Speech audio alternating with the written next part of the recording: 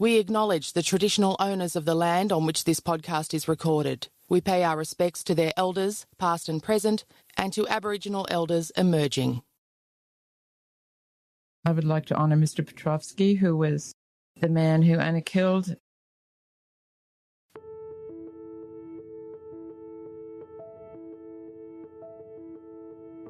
We had a steel box from Bunnings in which we locked the knives, all the sharp objects. Anna was in a state. Mum thinks she wasn't using ice at that time. She might have been drunk. She was agitated, let's put it that way. She looks fragile, but she's very strong. And she was screaming at the top of her lungs, I want to kill myself. And he was holding back the knife. I rang her doctor that we totally respect, who's been her doctor since she was 15, and said, what should we do, Dr. Deb? I said, can you hear her screaming? She said, you'll just have to call the police. I said, I don't want to call the police. They shoot mentally ill people. She wanted him to buy her cigarettes. He had been dishing out to her a lot of money at this stage, and he refused. He said he'd get him the next day, but I'm not doing it now at 10 o'clock at night. According to the reports, she asked to see the money in the wallet. He showed her the money, and according to the court reports, she snatched the money and went into a rage. And the first thing that she did apparently was punch him so that he fell down unconscious. Melbourne woman murders man for cigarettes.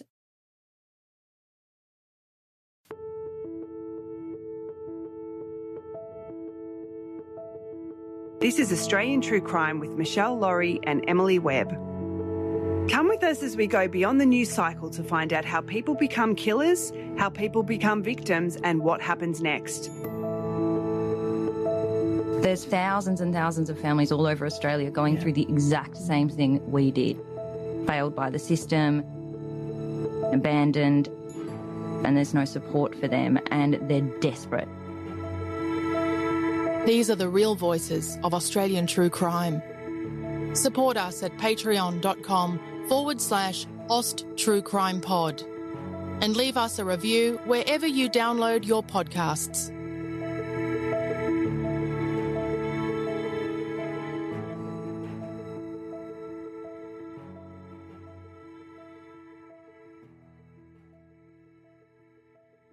The following podcast contains content of a graphic, violent nature and is not suitable for children.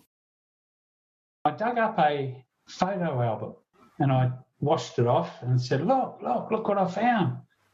And I said, the family would be so pleased to get this.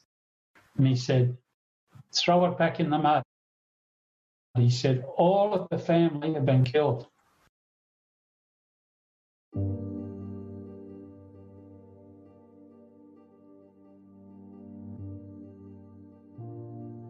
Very often on Australian True Crime, one of us will be passionate about a guest that the other doesn't really know much about. It's one of the great joys of the show that we're constantly introducing each other to amazing stories and guests that we've stumbled upon. Normally, of course, we do the interviews together. Or at the very least, we get to interview our own finds. But of course, these are not normal times. So, long story short, I recently found myself firing up the Zoom to speak to a former New South Wales policeman by the name of Gary Raymond. And I really had very little idea why. I knew that Emily really wanted to talk to him, but she couldn't make it. And I had literally less than 5 minutes to Google him. In that time, I found a website that had lots of information about Gary and his incredibly impressive career. But I was surprised, I guess is the word, to realise that it was the Christian Police Fellowship website. Who even knew there was such a thing? I have to say that what happened over the next hour was exactly the conversation I needed, though, on so many levels. I hope it's as perfect for you as it was for me. Yeah, well, when I came to Christ in 1979, the first thing I wanted to do was try and find other Christian police officers for, I guess, to help grow and to support one another. So I found a couple of blokes, and then we started the Christian Police Fellowship. From then, that was 4 years ago now, but the first Christian Police Fellowship was in London in the 1800s. A lady called Catherine Gurney, a very old lady, and she walked up to a police officer and said, "God loves you and he's going to bless your soul." And this cop turned around and said, "Cops, have we got a soul, have we?" And that touched her heart, it broke her heart, because she thought, he's a cop that, because of the job he's doing on the front line, didn't even think he had a soul. Yeah. And so she then started getting Christian cops together, and that's how it started worldwide, the Christian Police Association. Yeah. Yeah, that doesn't surprise me. It must feel sometimes soulless. Just yesterday, I had the privilege of listening in because I was recording someone else's interview, and it was with a lady whose husband had taken his own life as a policeman, and we know that's a really common story, and that's got to be part of it, hasn't it? To lose touch with your spirituality has got to be a big part of that. Oh, that's right. I mean, that's the reason I survived, was in 1 Peter. It says there, God gives a command like an order. In the police, I gave orders to younger constables, and the bosses gave orders to me. And it's actually an offence under the Police Regulation Act to disobey a reasonable direction from a senior officer. In 1 Peter, God says, cast all of your cares upon him as he then cares for you. Now, that's an order.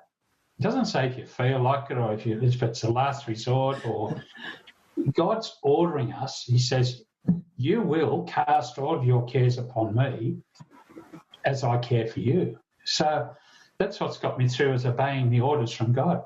So you're saying you give your stress, you were able to give your stress and your heartache and your cares, which sounds like a word not powerful enough to cover what you dealt with in policing, but we understand what that means. You gave that to God and that alleviated it for you. Yeah, just hand it over and say, it means that I don't care about anybody. Because if I cared about somebody, then I'm disobeying God's orders. Because he says, cast all, A-double-L, your cares upon me. I can love you, I can minister to you, I can help you practically and, help you with the word and all of that sort of stuff. But the minute I care for you and I'm burdened by you, I'm disobeying the orders. No, it makes sense to me because I'm Buddhist, and Buddha had some teachings that, firstly, were very, very similar to those of Jesus, but also when you first hear them or read them, you think, oh, that's a bit crook, like he's saying don't be attached to other people. But similarly, it's about, you can love people, but don't be attached to them. Don't be burdened by them. Yeah. Another time in Matthew, it says there, Jesus actually, these words, he said, come to me, all of you who are weary and heavy loaded, and I will give you rest. And so that's another order where God says, if you're weary and heavy laden or heavy loaded, then I'm ordering you, come to Jesus and he'll give you a rest. Yeah. So many police, though, would say, it's really hard to believe in God when I'm seeing such evil. I'm seeing so much evil. And I just cast my eye down the list of cases that you worked on in your career, and I see, for example, the Anita Cobby case. And I see a case there where just a woman was walking home, and we've seen so many similar cases, unfortunately, recently, but this one even still today stands out for the brutality. A woman was walking home from the train station and a car full of young men kidnapped her and brutalised her for hours. A lot of people will say, how can you believe in God when you're seeing that level of godlessness in your work? Yeah, look, spot on. But we read, again, from a Christian point of view, and I suppose Buddhists believe much the same, is that at one stage we read that Adam and Eve, who are real people, dismissed God and cut him off. And it was then, it says, they call it the fall. The whole world started. Before that, it was perfect. No death, no suffering.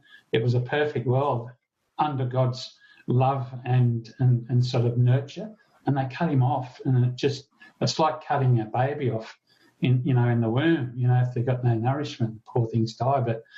So that's the first thing, that God didn't cause this. We did. We were the ones that divorced him. He's never divorced us. Secondly, it says that God gave us a conscience, that we know what's right and wrong. Now, we can override that and say, well, stealing, for example, if we take something that doesn't belong to us or use something that doesn't belong to us, without permission, we know we're looking to make sure no one catches us, because in here we know that it's wrong. So those stinking rotten offenders, God, the Holy Spirit, would have said to them, do not touch this girl. Yeah. If they disobeyed him, and look at the consequences. We hear a lot about how rough and tumble a police station is. Yeah. So how did this go down? Did you talk like this at work?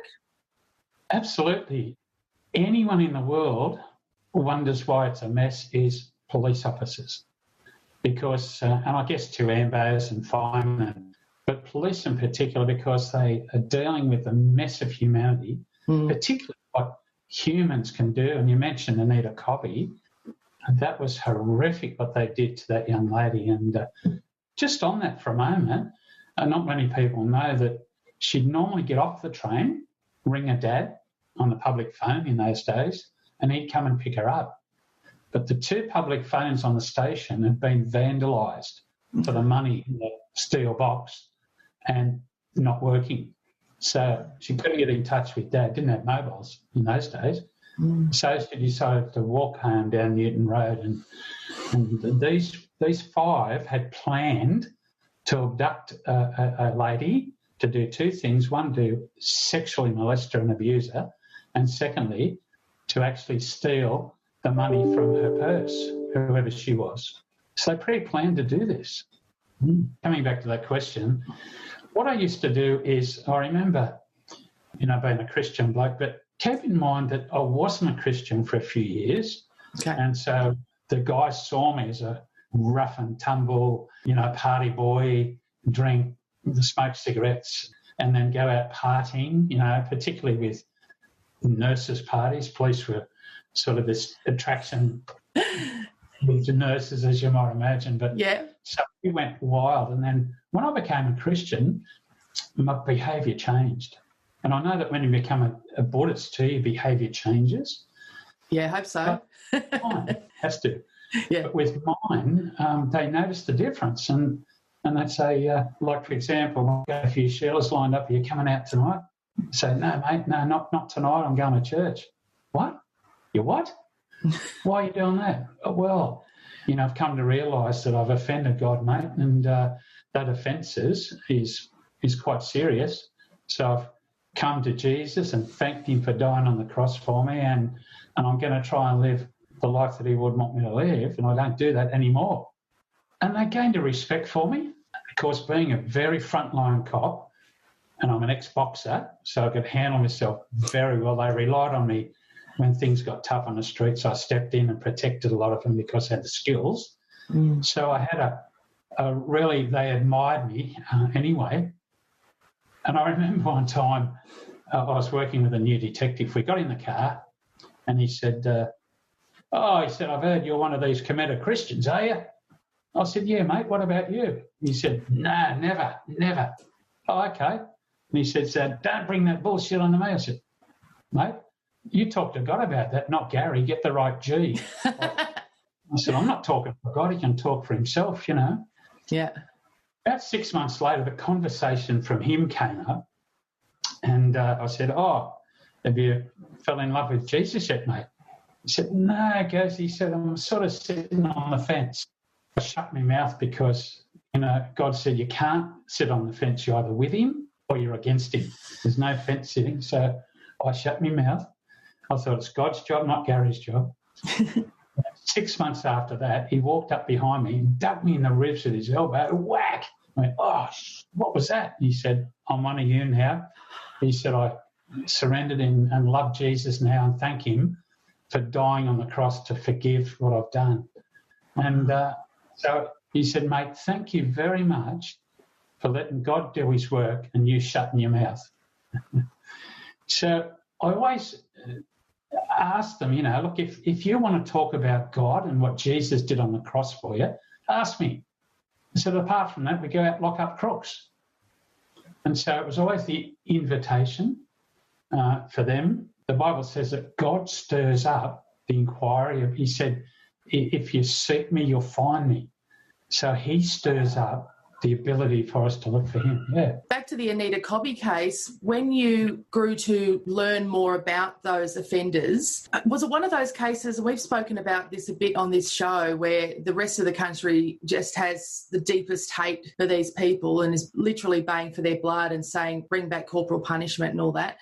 Were you able to feel compassion for them? Can you tell us a bit about the offenders? Yeah, look, firstly, they all came from pretty awful backgrounds, a fair bit of neglect and poverty, but I know lots and lots of blokes and girls who came from extraordinarily difficult backgrounds who never committed a criminal offence in their lives. Yeah. So coming back to that God-given choice, a lot of the people get empathetic and sympathetic and say, oh, well, you know, they were brought up in a difficult home and their father was an alcoholic and their mother couldn't care less. And I understand that. There might be reasons for certain behaviours, but not excuses for rape and murder. So I realised that they made some very, very disgusting choices. I felt no compassion for them at all. And you know, you might say, oh, you're a good Christian, you know, aren't you supposed to empathise with people? And, well, I suppose we are, but occasionally your feelings surface. And see, anyone who saw Anita's body, particularly after autopsy where a lot was revealed inside her body, you know, culminating to the outside, then you could see what atrocious things they did to that nurse. And I got angry and I felt like giving them a mouthful of abuse and ridicule and put down talk. But what you've got to do as a detective is stay stoic and stay very, very focused on gathering evidence. So if you express yourself personally, they're likely to clam up or abuse you back, and it becomes a verbal sort of a match, and it escalates, could even become physical. Mm-hmm. So you've got to withhold those emotions, and you've got to stay focused on getting the evidence from them. And sometimes that even means being friendly to them. You know, oh, you want another cup of coffee? Because what you're doing is trying to relax them with you, because you want to find out everything that they know about what they did. Get it into evidence and then be able to convict them and jail them for life. And so police officers have got to internalise a lot of their personal emotions. And the thing is too, that if we're out in the street at a road crash and we lose it and start yelling at people or abusing people or then again we're going to lose control and respect. Whereas if you're calm and stoic but assertive, there's those three levels. There's aggressive, assertive and submissive. And we certainly shouldn't be the top, the one and the one bottom. So you've got to be assertive. And so, but then what you do is one of the police officers, one of the detectives did, when we were looking for them, we knew who they were and were hunting the Murphy brothers. And we just missed them. We went to a place and they just left about half an hour before. Yeah. We got back to the station and I was sitting in the meal room and I heard this thump, crash, thump, crash, thump, crash. What's that? And I went into the locker room and one of my colleagues was punching the locker. 1, 2, punch, punch, and denting it and making his knuckles very red. And I did what we call supportive lurking. Supportive lurking is I stood beside him, but I didn't say anything. I didn't interfere with him expressing his anger and frustration. And then he stopped and he looked around and he said, "We missed the bastards." And I said to him, "We'll get them, I promise you. Come and have a coffee." And he just broke into tears and he said, "Thanks, Gaz, we will get them." I said, "We will, you watch." So he expressed his frustration and anger, but not against a person, but against a locker. Yeah. And supportive lurking, I've never heard that before. I've seen it. I saw an amazing example of that. I went to a Victims of Crime event and a young woman got up to speak about her best friend who had lost her life in a domestic violence situation, and it had happened not long before. And so as she tried to speak, she broke down. And all of a sudden from the crowd, it was only a pretty small crowd, and most of the people there were relatives of victims, George Helvargas stood up, whose daughter Messina Helvargas was murdered, and he went and just stood next to this young woman, and he did not touch her or put his arm around her or any of those things that I would have expected. So he was doing supportive lurking. I've never heard that before, and she was able to just gather herself and continue on. It's a very important thing to do. It's supportive lurking is that you come within the presence of the person. You say you're there, but you don't interrupt their thought processes or their emotional exhibition, if you like. And so it's a support. Now, when they're ready, they'll turn around and start to talk to you, but you still just listen. We've got 2 ears and 1 mouth for a good reason, and that is to be really good listeners and just let them vent. When I was an ambulance officer, now this is not a good example, but if I had a patient in the back of the ambulance that we'd got from an accident scene or someone who was collapsed, and they'd sometimes want to vomit. So I didn't say to them, "Don't you dare vomit in my nice clean ambulance," or put my hand over their mouth and say, "Don't you vomit." I'd get the vomit bowl or whatever apparatus and put it under their chin and hold their forehead and encourage them to vomit, a matter of fact, because all of us sometimes have been a bit nauseous, then we get it out and they say, "Oh, I feel better now." That's what we've got to do. We've got to just listen to people vent their emotional vomiters, and to once they vent it out, then they feel a lot better emotionally because it's been exposed and not running around internally. So supportive lurking is, and I'll give you a good example if I may. Yeah. I've got a lady who sadly and regrettably put petrol all over the double bed, and her 2 kids put petrol all over them and lit it up. And they all lost their lives, as you can imagine. I was the duty inspector, and I attended the scene to begin the crime scene and forensic management of the scene, the emergency management. Went around the back, and the back wall was burnt out, and you could see the 3 bodies on the bed. And there was a policewoman there taking notes and doing a crime scene sketch. And I noticed that the pen was just poised on her notebook and she wasn't doing anything, just frozen. So I did supportive lurking. I came beside her and I just stood there. She was aware of that I was there, kept in mind I'm her boss, and just waited. And after a while, she turned around, she said, "Sir, I was just about to put in my notebook the mother and the 2 children." She said, "I've crossed that out and I've put POI, which is police term for person of interest." She said, "This effing bitch stopped being a mother when she lit up that bed." And I just said to her, I said, "Look, I agree." She started to cry and she put her head on my shoulder. And I'll never forget it. The tears are dripping down my leather jacket, my police leather jacket, between my metal ribbons, and so they got soaking wet. And she pulled away. She said, "Sorry, sir, for crying on duty." And I looked at her and I smiled and said, "Permission granted to cry and do your crime scene sketch at the same time." So again, she cried. She said, "Thank you, sir." And then she continued to do the sketch. Now, I see her from time to time when I'm at police functions and reunions or when I'm training, police officers, and she'll walk up, she'll get a notebook out, she'll open it up and show some blotches on it. She said, look, bloody tears on this statement or bloody tears on this sketch. And I say, good, you can do two at once. And she's never forgotten that. She's passed that on now to police officers, saying you can get emotionally involved and grieve and do your job professionally and efficiently at the same time.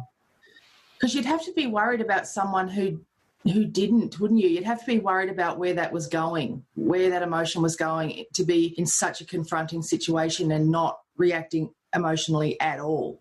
Some police officers are in their personality type almost, but not quite narcissistic. That is, they don't feel emotions at all. Okay. And that's just their personality trait. Others are very emotional and cry at the drop of a hat. And what we say to them is, look, just be yourself. Yeah. Like, for example, we were involved in a shooting incident and I was doing a diffusing session with the team, including our special weapons team. And there was a sergeant up the back and he's got his, mouth up like this, sort of chewing gum, just staring at me. And you know what? I thought, any minute, Meshel, this guy is going to blow up and say, that's all shit what you're talking about, yeah. And when we'd finished, we'd go for a coffee, so then they talk to each other. As he was walking out, he shouldered me and he said, thanks, Gaz, that helped me a great deal. So we can't judge police officers, or anyone really, but police officers, you can't judge a book by its cover. No. There's a lot happening inside. And a lot of them are in a culture where sometimes it's not cool or not. And see, remember when you're a kid, not you or I, but some people when they're a child, they started to cry or express whinging, if we call it. They get smacked and sent to their room. So when they grow up, they're not going to express their emotions with fear of punishment or ridicule or ostracisation. So a lot of them hold it in and some let it out. Also, with police, we project a lot onto them in terms of what we expect them to be and what kind of emotion we expect them to portray, and this idea of strength and weakness in masculinity and all of those things, I think, are probably really playing on their minds a lot, don't you think, particularly with younger guys? Yeah, they're very aware. And I found too, it depends what team they're in or what station they're in. If they've got a tough, non-feeling boss, they'll then bunker down and go into a siege mentality, and they're not game enough to say anything with fear of getting transferred or ridiculed or whatever. Another team or another station, that's their bosses are really open and feeling for them, and then it flows down through the team. So leadership and supervision or mentoring is a big thing. And so as they go up through the ranks, we talk to them about how to relate to and listen to their staff, good communication techniques, not ridicule or, But often you've got to be very directive and assertive. Like, for example, a young policeman came up to me and he said, "Sir, can I talk to you?" I said, "Yeah, sure." He said, "You're like a Jekyll and Hyde." I said, "What do you mean?" And he said, "Round the station," he said, "you're friendly, you're inquiring us about what we're doing and how we are. And out in the street today," he said, "I thought you're a sergeant major on a parade ground." I said, "Well, mate, you've got to have a role. When there's a crisis, I have to direct you, and I have to be very assertive and sometimes very directive and prescriptive." I said, "But around the station, there's no need for that." I said, "So I've got the ability to take on different roles when required." And he said, "I'm going to develop that when I get promoted." Yeah. And obviously you also had the genuine confidence to show your softer side around the station. Look, you're right too, and a lot of it's asking questions. The questioning technique is very interesting. For example, I never use statements because statements can be torpedoes. They can hurt. Like if I said to a cop, "You're not looking real happy today," that's fairly confronting, isn't it? Yeah. But what I learnt to do is I'd say, "How are you feeling today, mate? What's on your mind today?"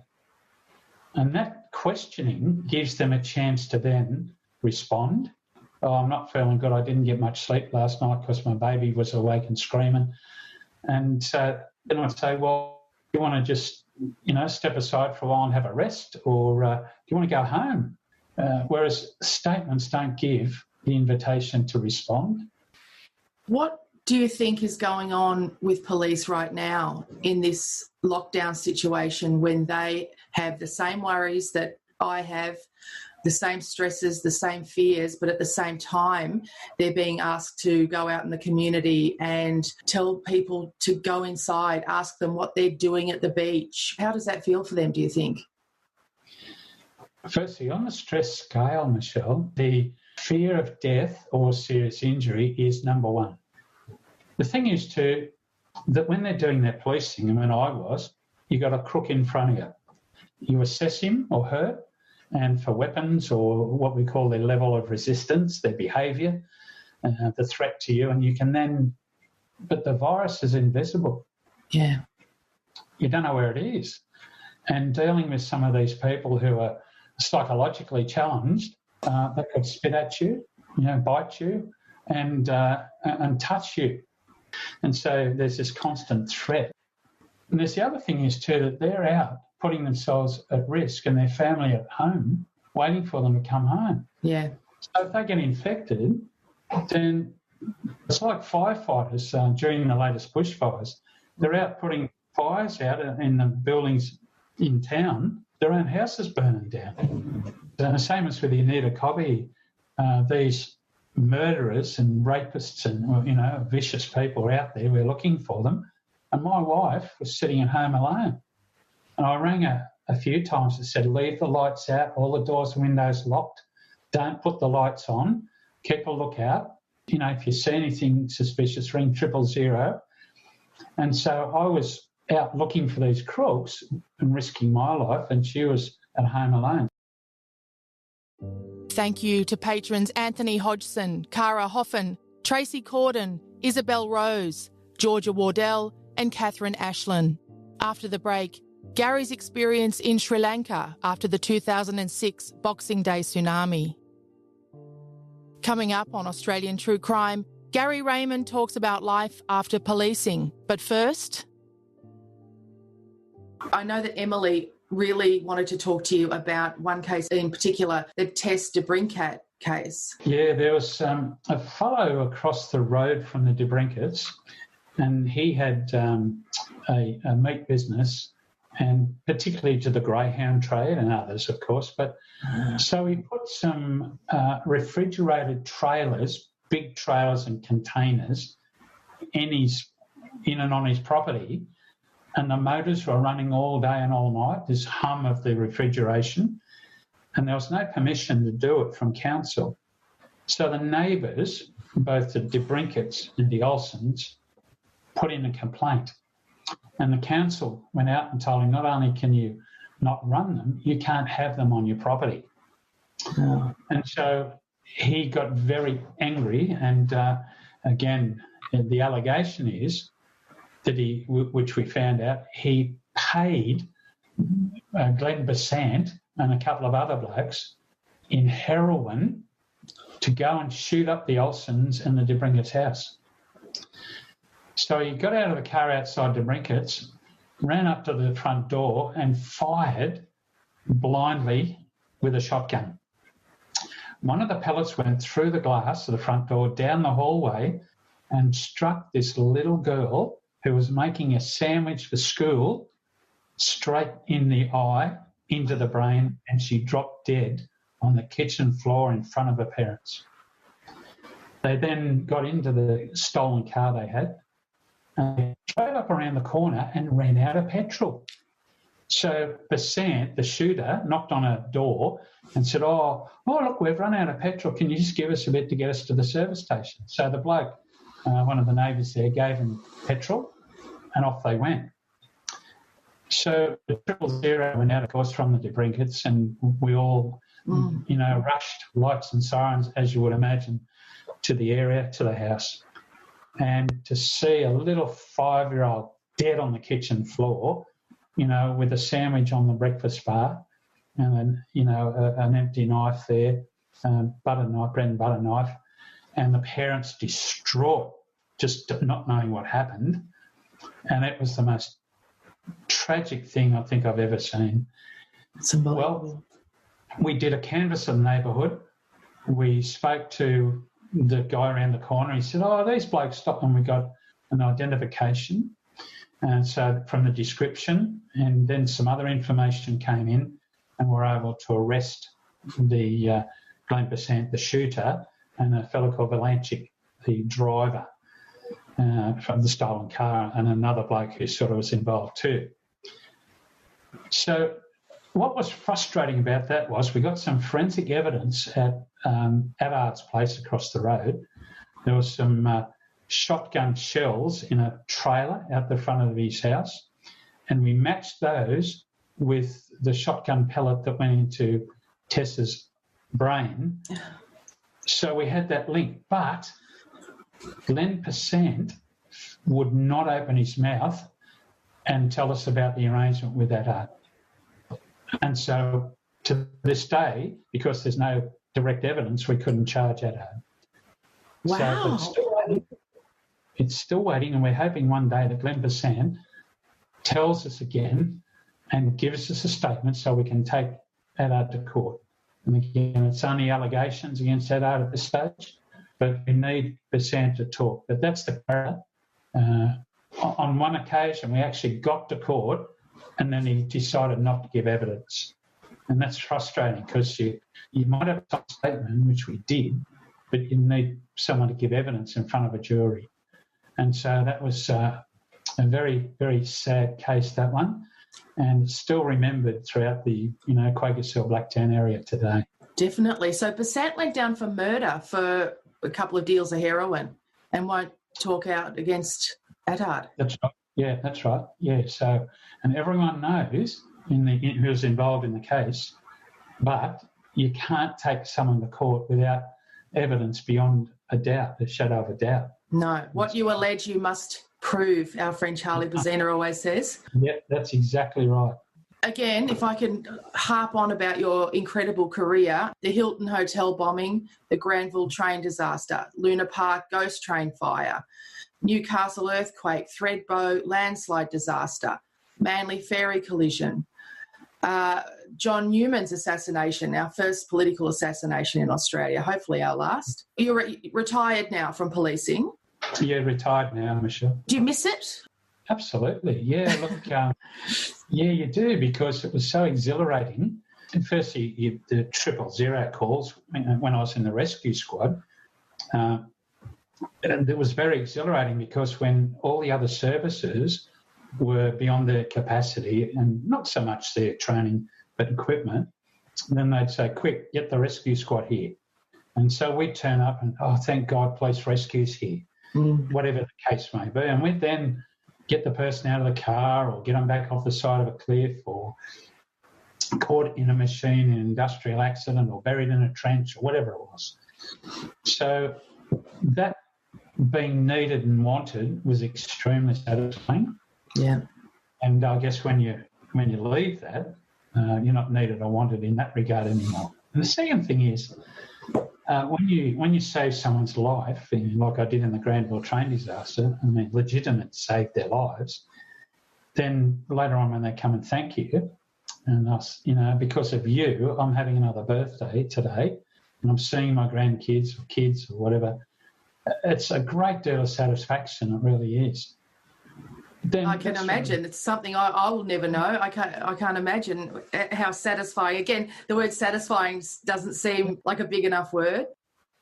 Was it to Christmas Eve? I was patrolling in Cabramatta, and I heard screaming and yelling just out the front of the railway station. And I was actually on the railway station platform itself. So I ran back out, and a fellow had collapsed with a cardiac arrest. So being a former ambulance officer and rescue officer, I got straight down to CPR him, and a couple of young police officers attended, and the ambulance was on the way. We took it in turns doing CPR, and the ambulance paramedics turned up and then defibrillated him. It took about 3 or 4 shocks, but finally they got a sinus rhythm. The heart was beating again, and his wife and daughter were standing there watching this whole thing. So he rushed him to Liverpool Hospital. They did some stenting in his heart, and he was fighting fit. Left hospital, and he came to the station, and he asked at the front counter. He said, "There's the Chief Inspector Gary Raymond here. He resuscitated me." And I said, "Oh, I'm not sure which." And they looked up the record and found it was me. And so they said, "He's upstairs." So I came down and I said, "Okay, how are you?" I remember him. So I'd given him mouth-to-mouth and cardiac compressions. And he looked at me. He said, "Thank you for saving my life." And he cried and cried and cried. And I cried and cried and cried. And I took him upstairs. We had a cup of tea. And every year on that anniversary, I get either a phone call, a message or a card saying, "Thanks to you, my birthday today." Still and here. So I miss the, but then I'm getting it in a different way now. I'm getting police officers and ambulance officers through suicide crisis, through critical incidents, post-traumatic stress. So when they give you a card and say, "Thanks, chaplain, because of you, I'm okay." Yeah. So there's a different sort of satisfaction to what it was, but I do miss it. It was just amazing what we did.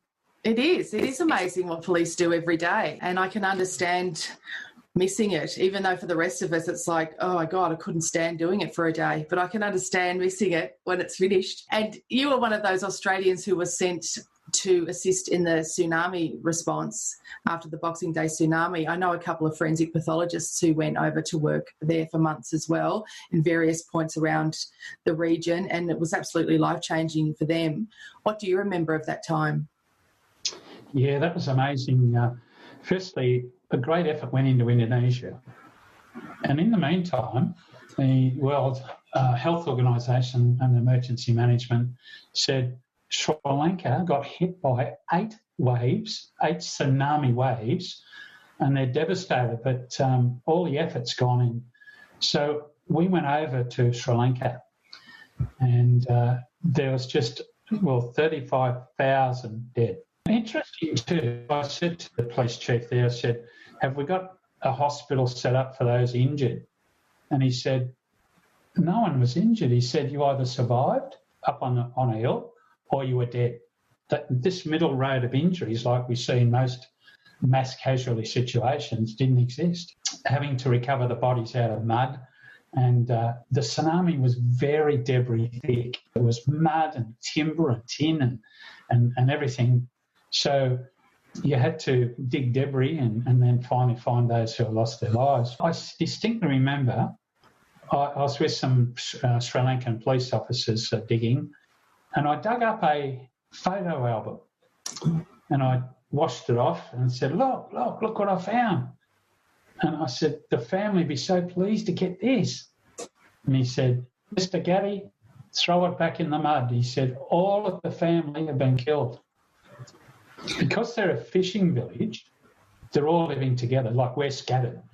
Australian families, someone lives in the US, someone lives in Darwin, but they're a fishing village. So the youngest baby, right up to grandfather or great-grandfather, all lived together. Mm. So when the tsunami came in, it wiped out that entire family, every generation. So it was sad. I just had to throw it back in the mud. I thought, how precious are photo albums when things happen with us? You know, like you retrieve something out of a fire or a flood or whatever. Look, photos. I got the photo. So that was significant. And seeing the damage and was stunning. When I went to the hospital, they had dead bodies all over the floor and all the beds in the hospital. And I said to the staff there, I said, "Look," and they're covered in mud, and I said, "Look, we've got to get these bodies out of the hospital, clean the hospital for normal cases, because like with the corona, you've got the corona happening, but also you've got people having heart attacks or falling over and breaking their wrist. So you've still got cases." So we got the army in there and the police. We shifted all the bodies out onto the front lawn, And I said, well, we've got to try and identify them. So we hosed them all down and took notes of their clothing and their jewellery. And I learned a big lesson. 2 young blokes came and said, oh, there's my grandma. Can we take her bodies? Well, yeah, sure, of course you can. It's your grandma. Off they went. And we found the body again on the beach with all the jewellery gone. She had some gold jewellery on. And they threw a body on the beach. So then we had to then take notes of the jewellery, take the jewellery off the bodies and store it safely. And we made up like a DVI, disaster victim identification database, on a very basic computer. We photographed each body and then gave it a number and then matched the property with the number and so on. And but there was very little claim of the bodies, so then we had to get machinery, dig a mass grave and put the bodies in there, because infections, as we see, is disastrous and other things. So that was amazing where, we can't have anyone to identify this lady because that's Arsman, that's a fella. And I got called to one of the major police stations, and I walked in, there was a superintendent sitting at his desk.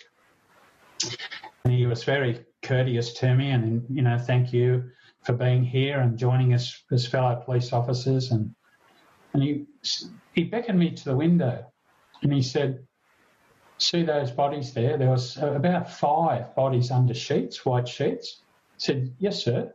He said, that's my family. Oh. He said, I was here at the office, they're at home, and the tsunami wiped out my home, and I survived because I come in on Boxing Day to do some administration because it was a quiet day.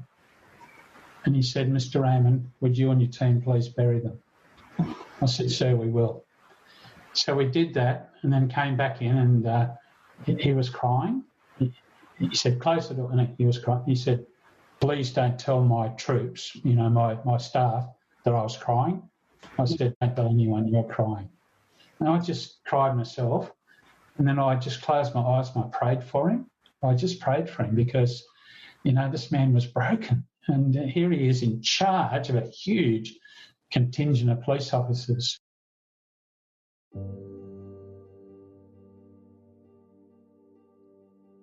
Thank you so much to Gary Raymond for a very unexpected episode of Australian True Crime, but one that I enjoyed immensely and I think I really needed. Thank you for downloading, and thank you to the following patrons: Lee Hansen, Russian K, Josie Merigildo, Jason J, Brett Polinis, and Sarah Whitehouse. We'll be back with another episode next week, and until then, stay well, stay home if you can, and try not to go too crazy.